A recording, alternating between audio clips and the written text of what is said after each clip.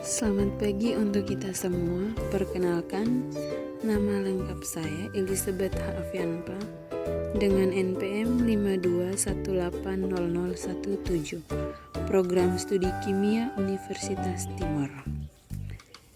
Kali ini saya akan mempresentasikan proposal mini saya dengan judul Pengaruh konsentrasi hidrolisis H2SO4 dan variasi waktu terhadap produksi bioetanol pada ampas Jawaud.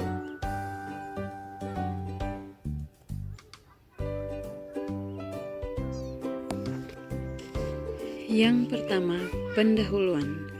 Kebutuhan energi dunia semakin meningkat, sementara persediaan energi dari bahan bakar fosil yang selama ini diandalkan jumlahnya terbatas. Oleh karena itu, diperlukan sumber energi alternatif yang mampu mengatasi krisis energi tersebut. Salah satu sumber energi yang sedang dikembangkan adalah bioetanol. Contohnya Jawaud.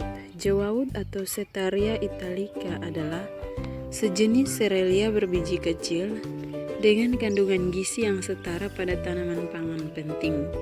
Contohnya padi, jagung, dan tanaman biji lainnya.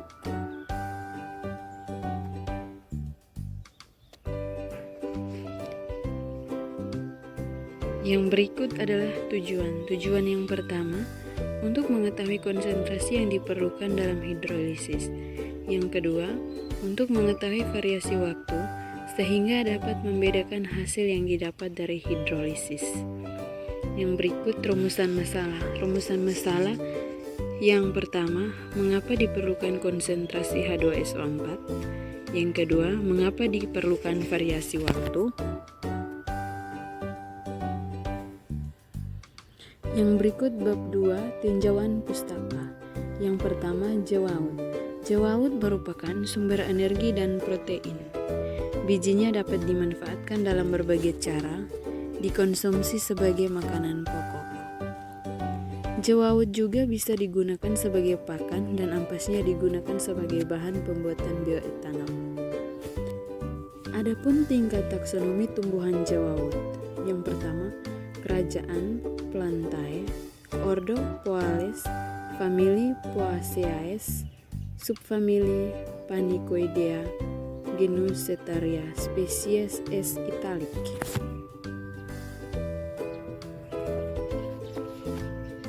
Yang berikut karakteristik kandungan. Jawaud memiliki kandungan nutrisi yang lebih baik dibanding beras dan jagung. Kandungan gizi yang dimiliki tumbuhan tersebut adalah karbohidrat 84,2%, protein 10,7%, lemak 3,3%, dan serat 1,4%.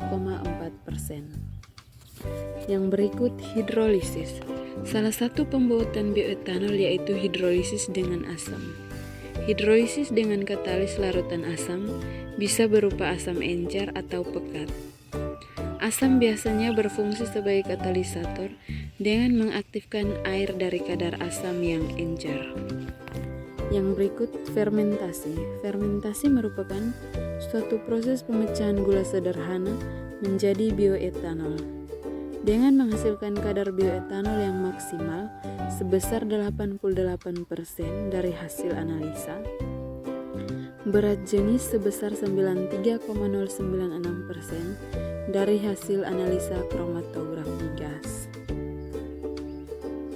Yang terakhir, bioetanol. Bioetanol merupakan salah satu bahan bakar ramah lingkungan.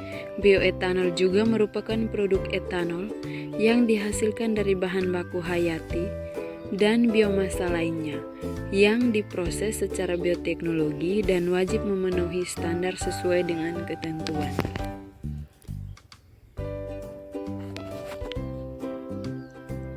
Yang terakhir bab 3, metodologi penelitian.